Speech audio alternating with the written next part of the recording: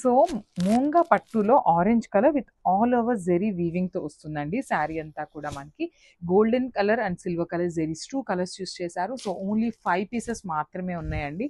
Orange colour present చాలా చాలా trending లో ఉన్న కలర్ కాంబినేషన్ అన్నమాట.